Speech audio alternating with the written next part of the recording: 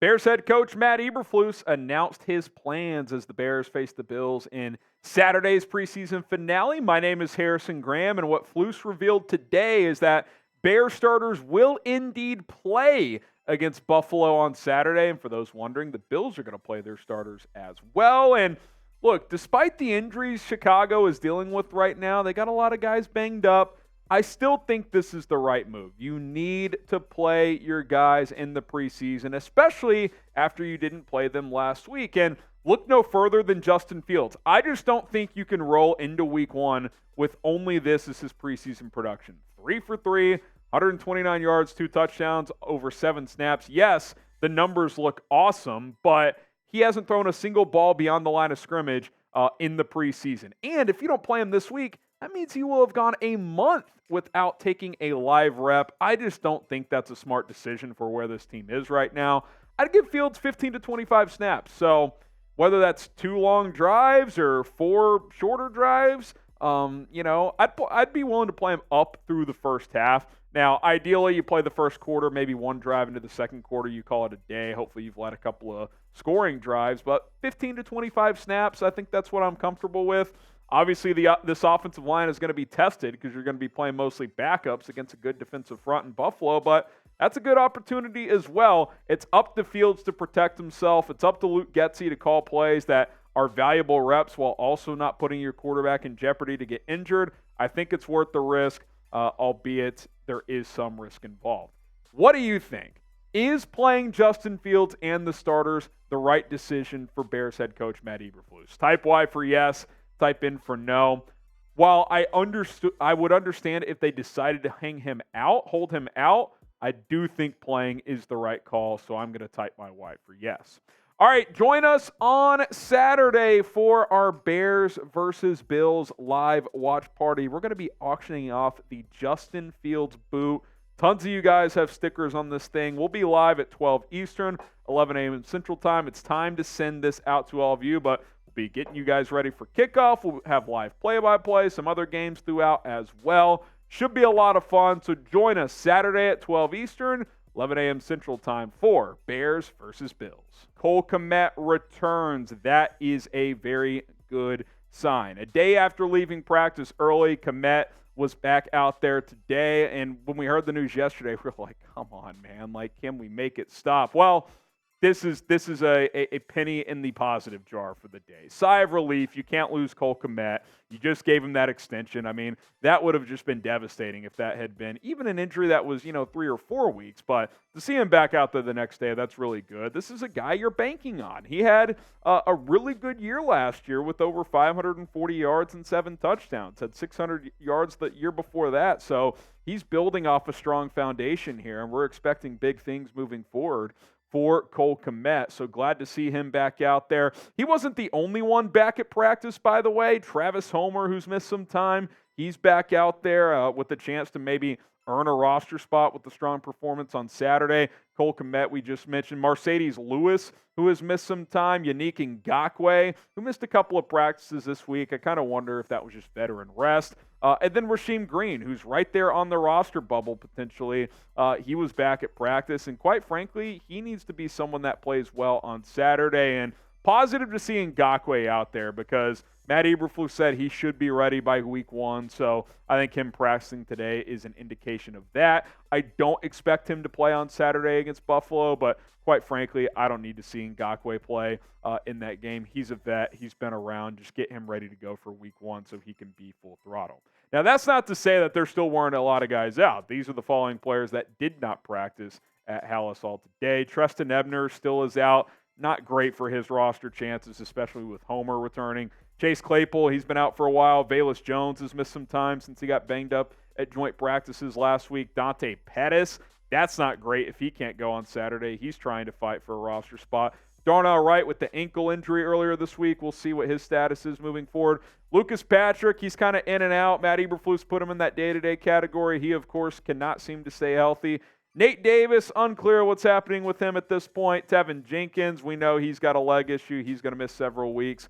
Eddie Jackson, Jaquan Brisker, both of your safeties. Now, we'll talk about them a little bit more in just a second. Jalen Jones, Josh Blackwell, 2 corners that I thought were safe to make the team, but they've missed a good amount of time now. We'll see how that plays out. DeMarquise Gates, Dylan Cole, a couple of linebackers, DeMarcus Walker, and then Joe Reed, who has actually shown a little bit of something in terms of as a kick returner during the preseason.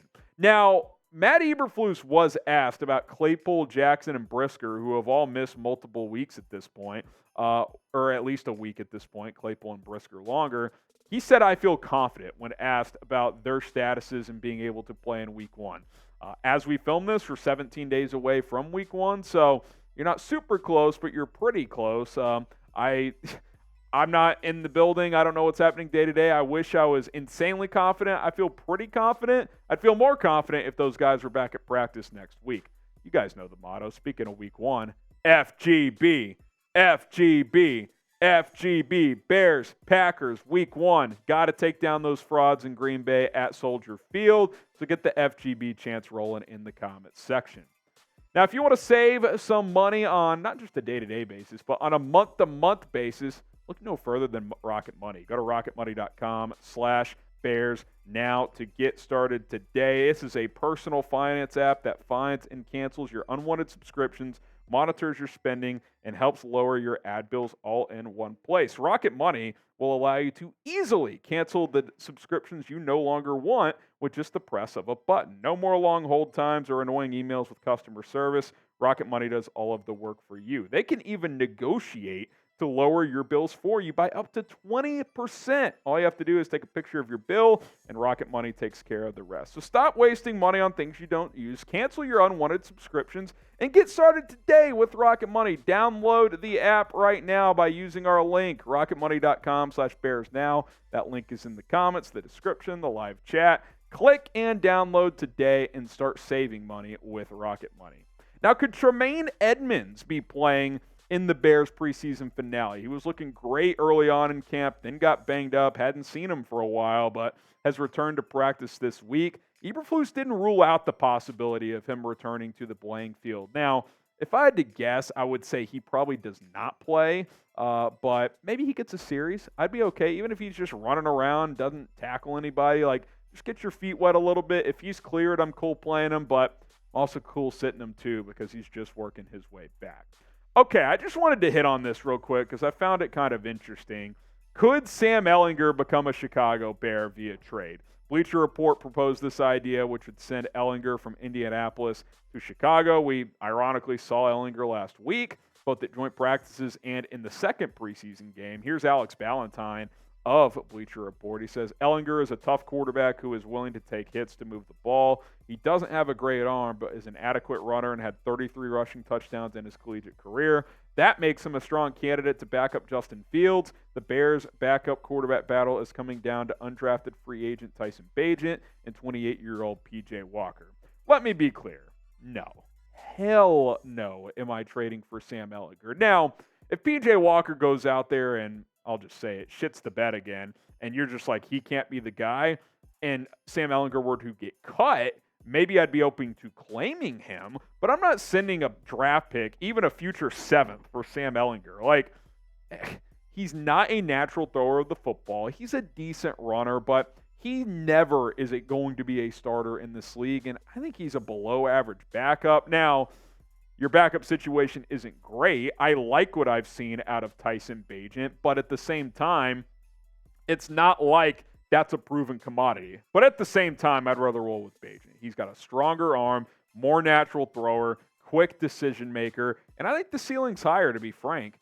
He's not going to run through people like Ehlinger can occasionally, but he's mobile. He can move. We saw him make that nice throw on the run and run in for a touchdown last week, so I'm not interested in Sam Ehlinger, especially via trade. Maybe if he were to get cut, if the Colts decide to just roll with Anthony Richardson and Gardner Minshew, but I'm not trading for Sam Ehlinger. I don't think the juice is worth the squeeze. Now, who should be QB2 based on who you currently have? Type PJ for PJ Walker. Type TB for Tyson Bagent. I think all three end up making the 53-man roster, but let's see how Saturday plays out. If Walker doesn't pick it up, Bagent might end up being the backup to Justin Fields here in the 2023 season.